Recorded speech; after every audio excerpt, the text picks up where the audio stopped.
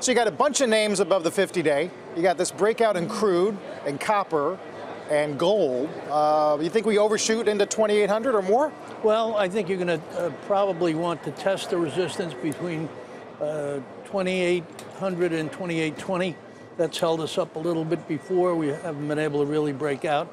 Going to be a strange week. A lot of school districts around the nation are off this week, so there'll be family holidays. So I would think the volume might be a little lighter, which could make the markets thinner and therefore less liquid and more volatile. So we'll keep an eye on that. A lot of attention over in Europe. The president's starting to hint at automobile tariffs, and that's got Europe in a little bit of a dither, plus the fact the Brexit talks keep going. And we've seen a shift in the Liberal Party over there, the Labour Party, and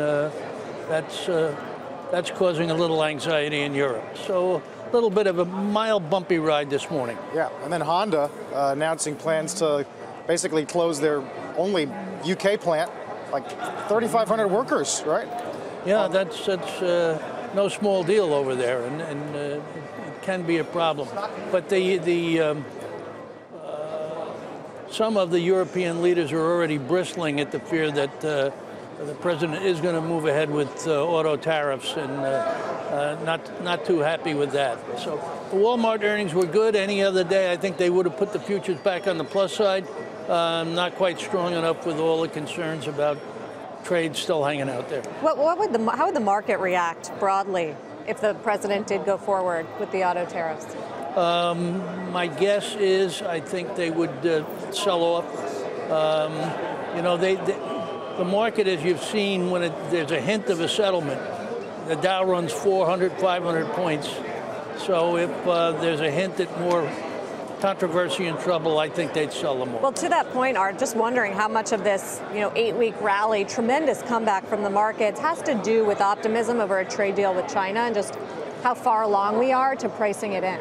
I would say probably 70 to 80% of it is on the trade talks, and how much is priced in?